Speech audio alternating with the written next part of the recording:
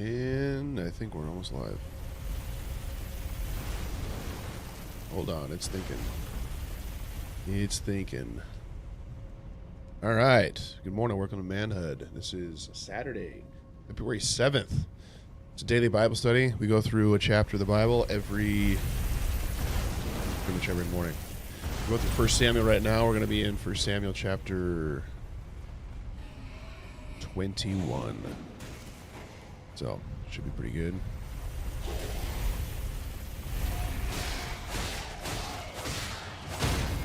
Yeah, this is not good. That worked out. Okay, we started off going through yesterday's commitments. Been a little more relaxed in the commitments recently. We've got a new baby here. This is baby number 5. So, getting used to that. Gotta go further down now. No. So I don't know if I should go through. I'm going to jump straight to...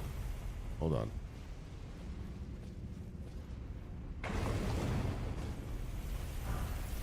Going to jump straight to gratitude. So every day we get together, we talk through 3 things we're grateful for. We're supposed to enter his courts with thanksgiving. Be wary of left. So just practicing doing that.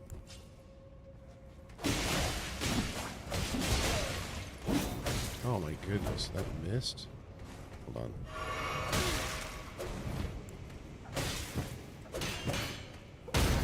There we go. We got him. Almost died in the process, but we got him.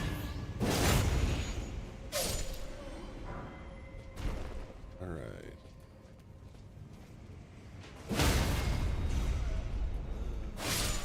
Okay, first thing I'm grateful for. My kids are finally hitting the age where they're interested in more than just... My goodness, whoa, okay. They're getting interested in stuff that, like, I feel like I get to enjoy as well, which is fun. You know, we're playing, like, board and card games that are actually fun. We're playing video games that I can enjoy. It's like Mario stuff, but it's still a good time. And they're actually, like, they're competitive and fun, you know? I don't know, it's a cool shift. I'm enjoying it. I'm grateful for it.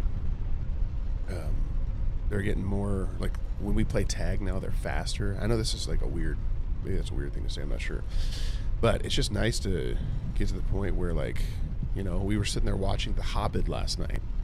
And that was just an interesting moment for me of, like, we're not watching the same cartoon movie for the 50th time. And they want to watch it and they're enjoying it. So I've been stoked about that. It's been fun. I need to take and go get this. Actually, you know what we should do? We never did travel into this area and we should. What's that?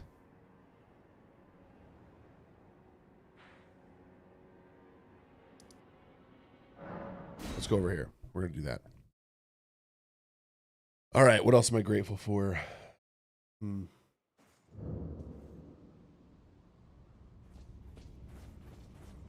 Oh, you know what's made me uncomfortable is I felt like God calling me to do this, like just getting on here every morning and doing this, and then I started feeling like I should start posting. So I've started like posting regularly and still doing the stream every morning. And I'm grateful for it. It is stretching me, though. Like, random people I know are finding this stuff. And then I'm realizing how, like, not, I guess the word would be, I'm, like, not unashamed I am. You know, like I'm fine if people I don't know see this stuff because it can be not great. But then it's like, well, I gotta maintain certain levels of appearances for other people.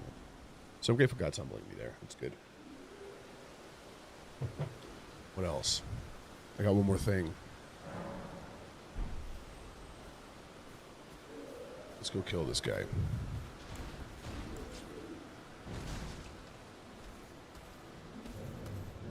Oh, yesterday this is going to be a weird thing to say I'm grateful for.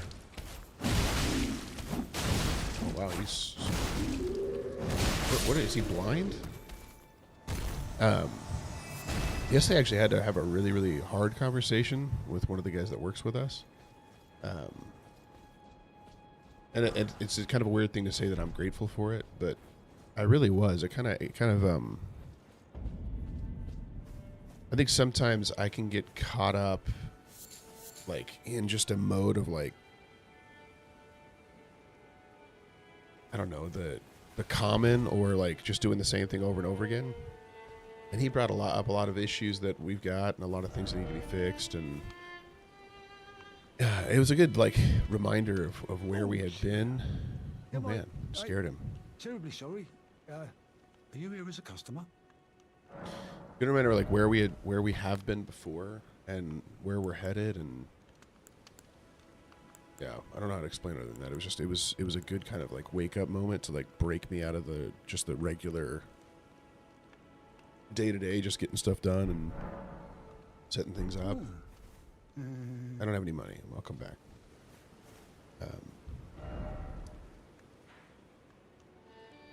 It's over here.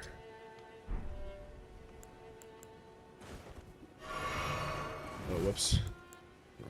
Wrong button. Yes, I was grateful for that. Okay, we're going into 1 Samuel, chapter 21 today. I'm actually really interested in this chapter.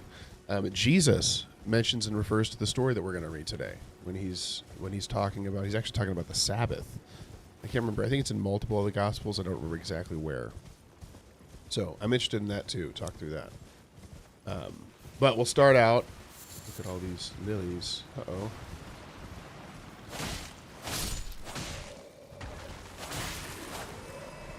I'm good. Let's just keep rolling.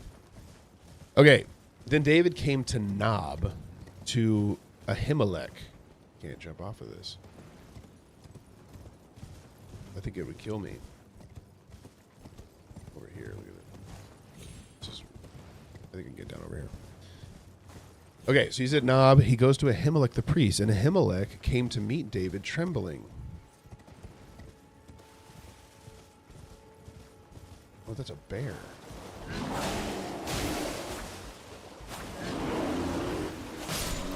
Got one.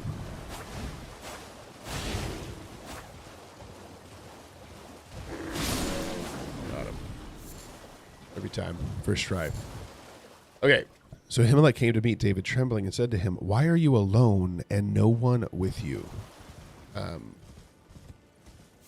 Which, interesting question. So this means that it is a rare thing for him not to be leading a group, right, as they're heading into battle, whatever it may be. And he knew of him. He knew of David very well. But it also makes it sound like he doesn't really know the falling out between David and Saul. Just based on what I can tell from him asking the question. Because he expects him to be with his men. He expects him to be with his men. And he's like, "Why are you alone?" And he doesn't ask anything. Like, he's not concerned about Saul with him. Did that respawn, or is it a different bear? Came back to life. Oh, they both came back. Oh, we'll just keep moving. Okay, so there's a painting in here.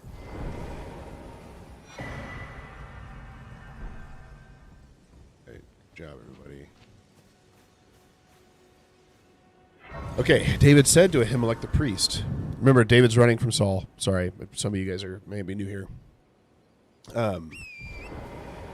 The king has charged me with a matter and said to me, "Let no one know anything of the matter about which I send you, and with which I have charged you. I have made an appointment with the young men for such and such a place. Now then, what do you have on hand? Give me loaves of bread or whatever is. Give me 5 loaves of bread or whatever is here." Okay, so David does lie here, and actually we see quite often. God gives grace and overlooks lies like this. I mean, he even sends Samuel and says, "Tell him you're there to do a sacrifice." And he does do a sacrifice when he goes there to anoint David. I don't really need to kill that thing. Sorry, that may not make sense. Back when he's sent to anoint David, he's worried that Saul is going to kill him if he finds out that he went to anoint somebody else. And so God tells him, "Go there to do a sacrifice and tell him you're there for it, and bring Jesse and all of his sons with you."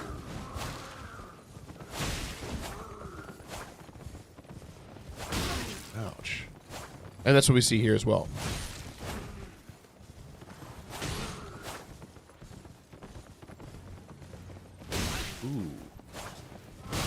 Okay, all right, I'm struggling.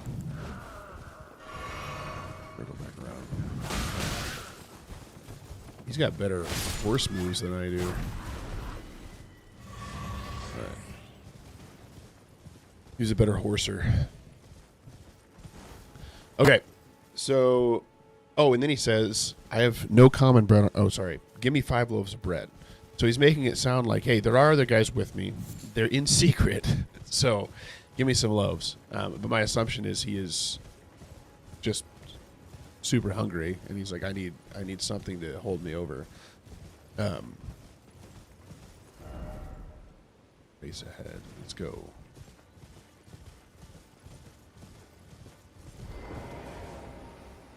So, is it a Hyathar or a Byathar? You're saying a Byathar in my mind. It's even not even either. It's a Himalak. All right. All right. Okay, whatever is here. And the priest answered David, there is no common bread on hand, but there is holy bread, if the young men have kept themselves from women. So this is a really, really interesting perspective. So if for those of you who don't know, the holy bread that he's talking about is called the bread of the presence. And when God gives the command that they do this, they lay out 12 loaves of bread each week. They do it on the Sabbath, so they do a fresh loaf of bread. And it stays... Oh, no. Is there a rune bear or something?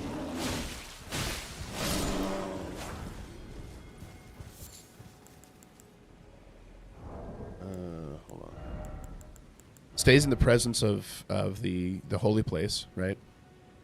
And essentially, the purpose of it is to,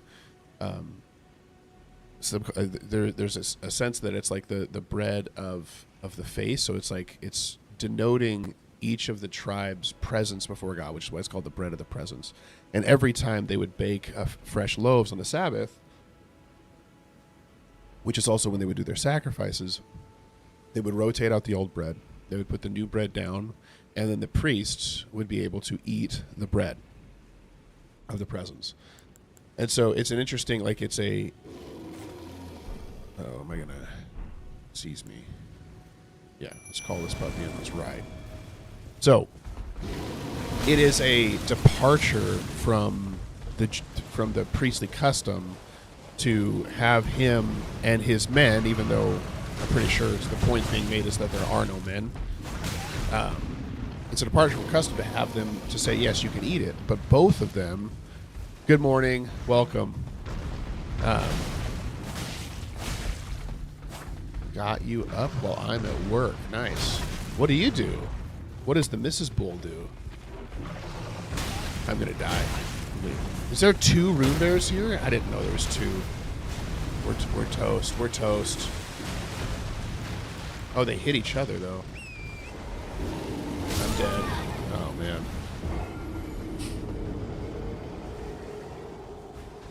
Okay, sorry.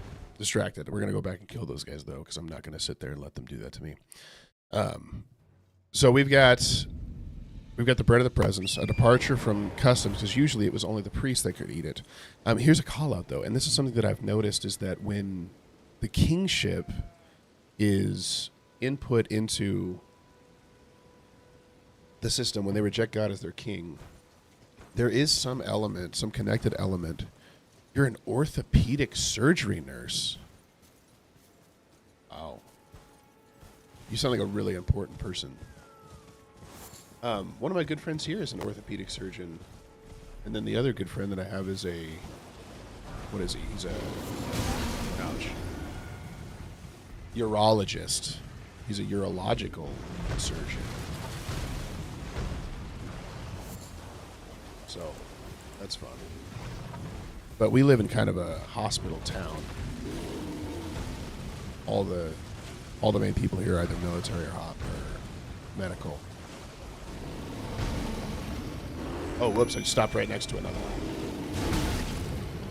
one. Move. Poison him. Where is the other bear? Can I wake both of these guys up to hurt each other? Yeah, wake them up.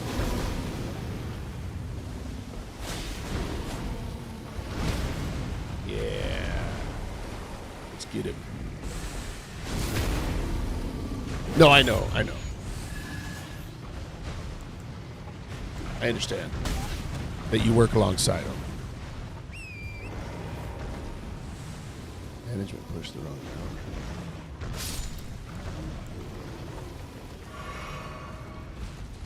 No, don't kill my jellyfish. Don't kill my jellyfish. Okay, that was ridiculous. Okay, there I was clicking B over and over.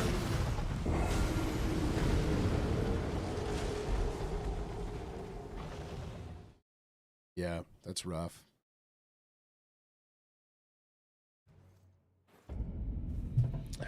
Management's the worst. Now I'm management, so I'm kind of the worst. But I try to not be terrible. Okay. So what's interesting here, though, is the priest offers it up openly, right? So he shows up and he's like, hey, all we have is the holy bread. But if your men have kept themselves clean, right, if they're not unclean right now, then they can have some of it. Which is interesting because by the time Jesus gets here, the lines have been muddied so much that everything is just about holding perfectly to the tradition and the law that you wouldn't see this happen. So you actually see something interesting happen because Jesus calls out to this. When they ask him about the Sabbath, he's like, listen, didn't David himself, when he was... when he and his men were hungry, and he does mention his men, so that makes me wonder and question if there's... you can't even outrun these things with a horse. Oh, my goodness.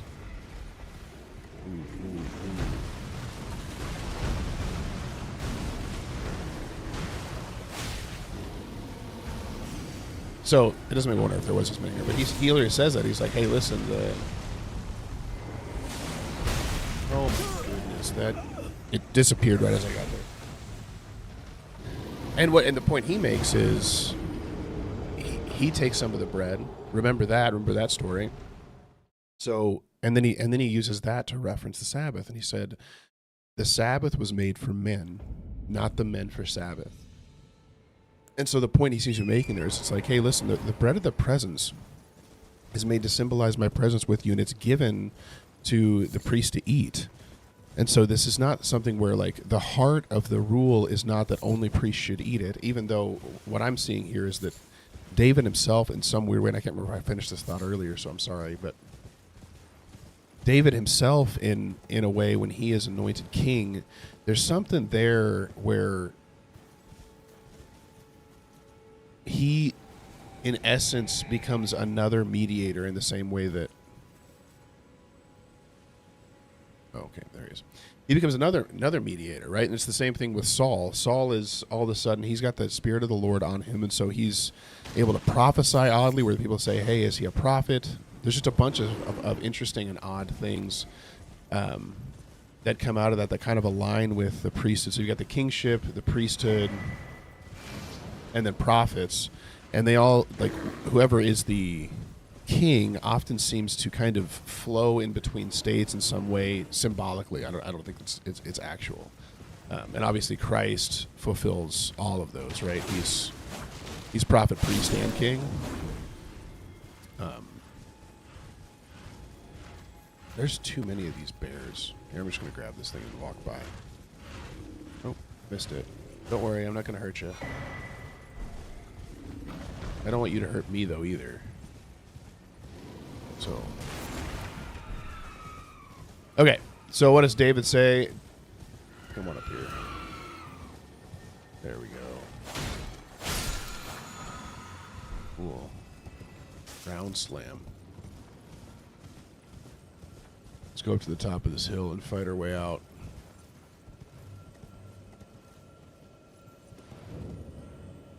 Oh, we're at an Erd tree.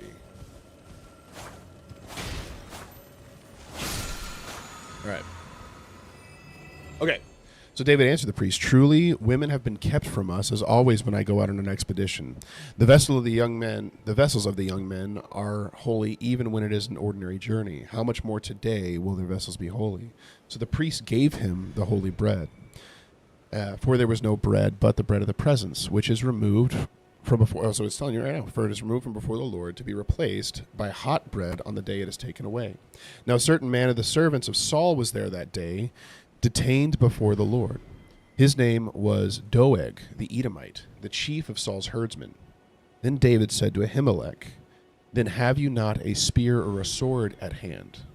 For I have brought neither my sword nor my weapons with me, because the king's business required haste. The priest said, the sword of Goliath the Philistine, whom you struck down in the valley of Elah, behold, it is here wrapped in a cloth behind the ephod. If you will take it, for there is none but that here. And David said, there is none like that. Give it to me. So this is also symbolic, right? It's before the Saul was renowned and glorified, through David for this feat, and now it's like David is being sent back and reclaiming. Oh man, does that go down into Sophria? Also, why is there no enemy here?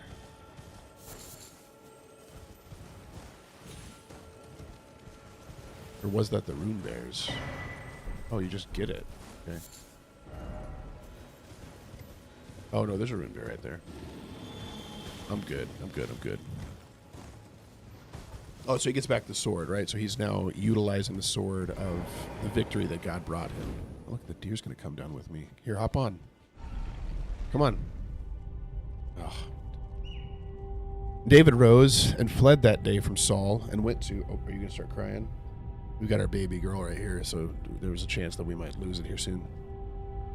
Fled that day from Saul and went to Achish, the king of Gath. Okay, so if you'll remember... Where was Goliath from? He was the champion of Gath. So now Saul has taken the sword of Goliath and gone directly to Achish, the king, over the Philistine people. And the servants of Achish said to him, is this not David, the king of the land? So at this point, they had even heard that David was king, which I find crazy. Did they not sing to one another of him in dances?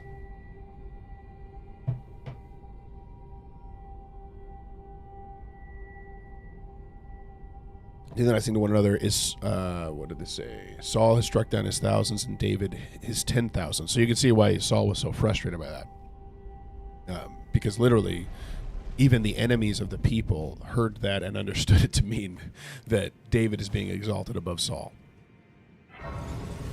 And David took these words to heart and was much afraid of Achish, the king of Gath. So he's sitting here and he's like, okay, hold on. I was coming here for refuge, and now I'm realizing he thinks that I am the king over Israel, and I'm not.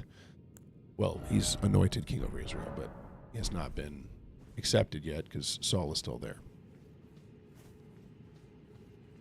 Am I ready for this area? I don't know.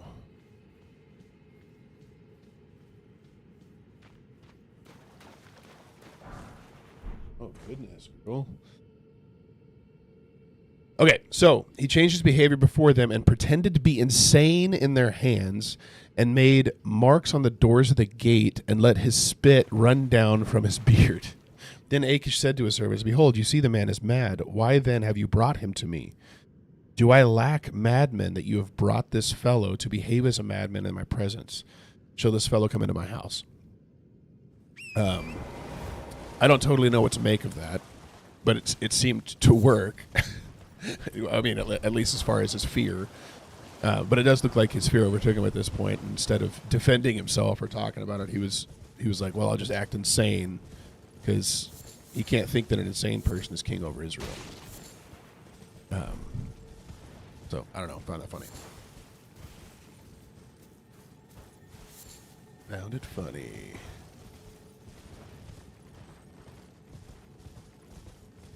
Yeah, that's about what I have for this one. Some pretty sad stuff comes out of it because Ahimelech was literally just trying to be helpful, and now he ends up paying a pretty rough cost for the fact of his following, and Jesus seems to confirm that what he did in that situation was good. It was, and it goes back to the same thing we've been talking about before. Are these guys block? Well, I can strike through them. The same thing we were talking about before, where it's like, hey, God values obedience over sacrifice, and he values the heart of the law greater than just the law itself, right? Like this, they were given these ordinances to follow, and it was to have the priest eat it. And any Pharisee or Sadducee in the day of Christ would have said, absolutely not. You're not taking any of this. But Jesus commends what Ahimelech, I keep forgetting what his name is. I think it's Ahimelech. Is that right? Let me go to the top and find out. Yeah, what Ahimelech did. Because he's like, look, he understands the heart of what's going on here over just the actual, like, command itself. He understood it was for the people. And he did confirm, hey, make sure that you're clean before you come and partake and eat of this. But is this just a health one? I think it is.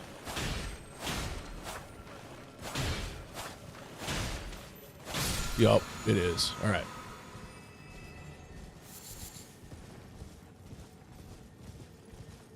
What does this say? By jumping and then item ahead. Oh, up there.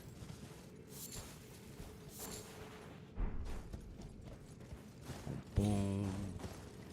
Oh, maybe I shouldn't be so crazy about my...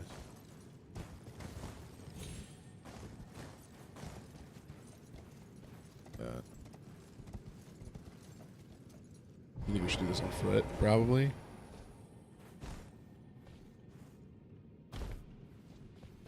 Oh, no. Man, she does it pretty often at the exact same time. It's always like right at 6 a.m. that she starts getting upset. So, at least she's consistent. But we're cutting out dairy. It's been a couple rough nights, and Mrs. HUD, as I guess we're saying it now, thinks that it's a dairy issue, so we'll see.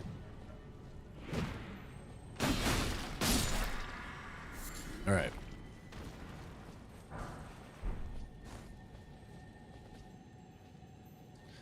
That feels like death. I don't know. Am I losing my camera? All right. Which way to drop?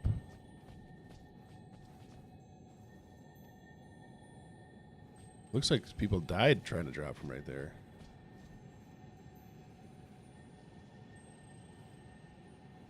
On. There we go. All right.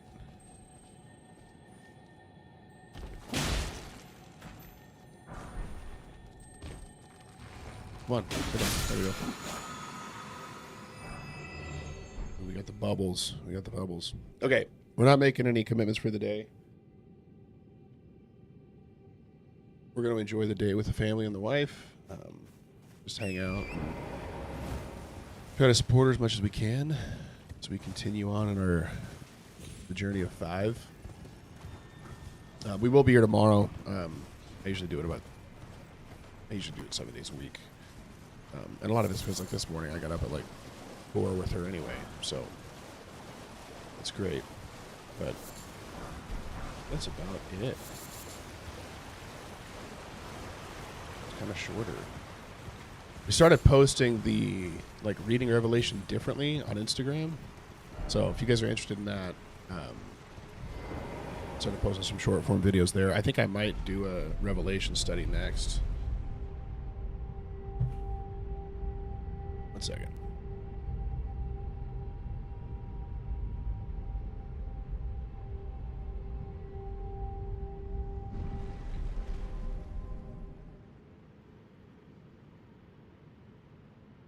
Because I would like to study it a lot more. The problem is, right now, I might need to wait because I don't really have any time to prep for this. So this is really just me maybe reading through it once and seeing any connective things that I see and coming and talking about those. But I'd like to have more time to actually prep. When I was first doing this before we had her, there was a lot more time to do kind of prep work the day before to really understand exactly what I want to talk through. But we'll get back to that. You uncomfortable?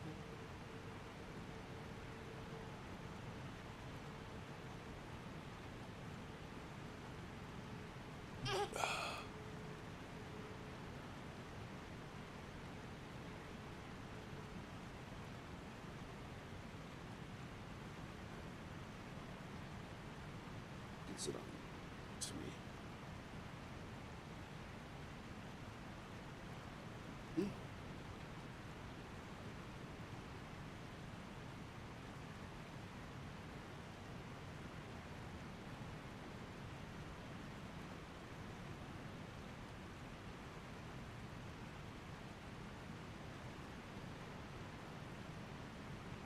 Try that out. Let's see how it goes.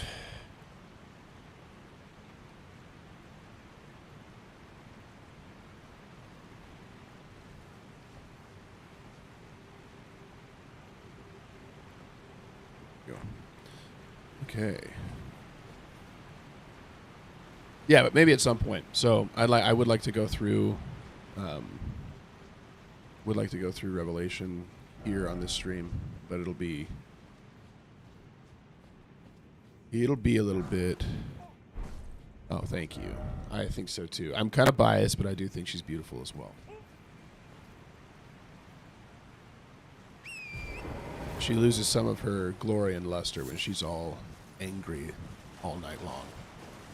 She's still pretty, but she's a little less pure joy. And then you have to wait a few hours, and then you're smitten again, and then it's great. Oh, hello. That wasn't good. I don't really want to fight that. What does this say? Oh. There's nobody there for me.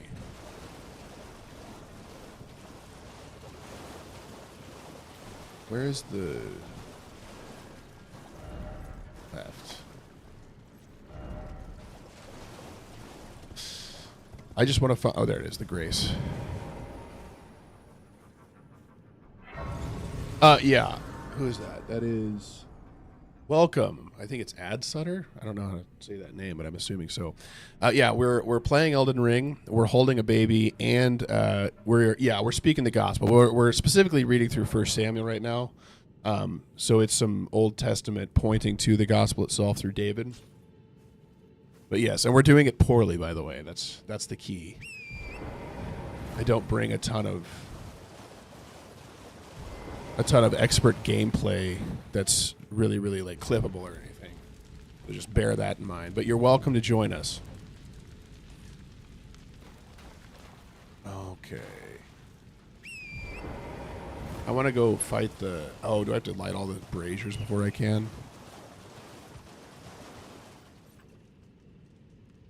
No, I'm too... I mean, I'm just holding a controller. I'm not a cool, like, PC gamer. So we're still able. I'm holding it. I'm able to hold it in my hand. But we're enjoying it. Don't hurt me. This is something we do every morning. For me, this is 5:30 to 6:15, so I'm Mountain Time. But we're here every day, and we just go through. And you make it through a lot of chapters when you do it 7 days a week. We get through books fairly quickly. Hurt my horse.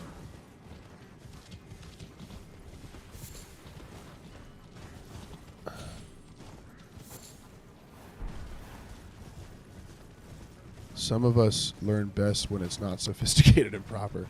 Thank you for backing me up, Mrs. Bull. It's not sophisticated or proper. I appreciate that. What a nice thing to say. Oh, man. It's funny. All right. We've got a few minutes left here. Usually this is where we do daily commitments. What this started out as is like a personal... A personal, like, public journal for me, essentially to be in the Word as well as to just make commitments for each day and follow up on them. I do want to write more of the Word today, so I'm working on. It's like a 5-year project for me. It might even be 10 years, depending on how everything goes. But handwriting the Word, and so I've got to write more of Hebrews today. I've got to continue working through that. And then I'm going to be, one of the things I'm going to practice doing is binding the book myself. So we'll see how that goes. I'm going to bind them individually and then bind each individual one together. So yeah, we'll keep you updated there. Yeah, we're on Twitch, Kick, and YouTube right now.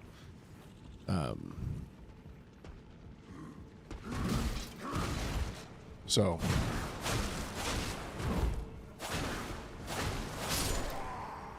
That's where we're streaming currently. I do have one vertical stream on YouTube. Oh, hello. Here, let's do this. We're going to parry him. Nope, we're not. Nope, we're not. There we go.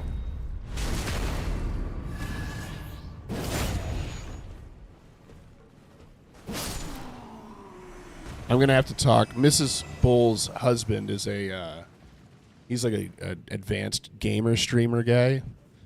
So I got to talk about whether or not we're. I seem to cut my receptors off when it comes to scholarly speaking.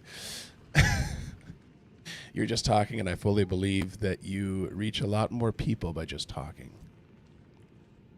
Oh yeah, so Mrs. Bull's husband is like a legit one. So I don't know if I need to like standardize on one streaming platform or not. But at this point, no. I'm streaming on all of them.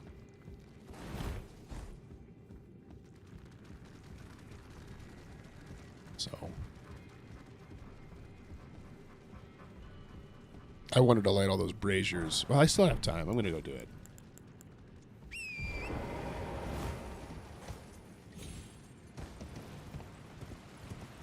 What is this? Item ahead. You gonna gag for me? She's pushing something out.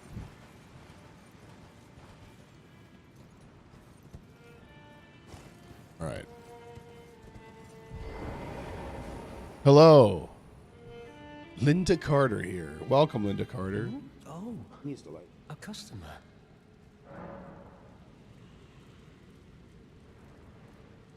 Do I have any money? Bye. Whoops. Till No, next. I'm sorry. Hello again, good customer. Ooh, he's got some soap.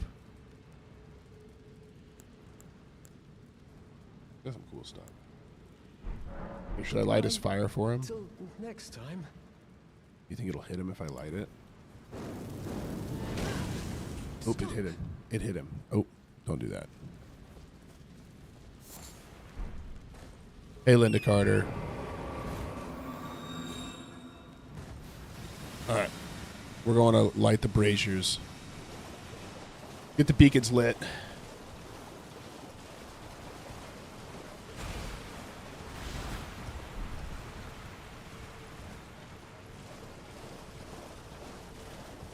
Hello.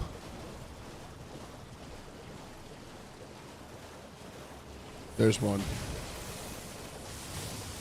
Oh, man, I didn't realize how powerful those things were. That fell apart. All right, I changed my mind. I'm hopping off for the day. Tomorrow we're going to be going through 1 Samuel chapter 22. And this one is a story I actually love. This, to me, is a story that depicts meekness better than almost anything I've seen. David is in the cave of Adullam. So we'll talk more about that tomorrow. But you guys stay blessed.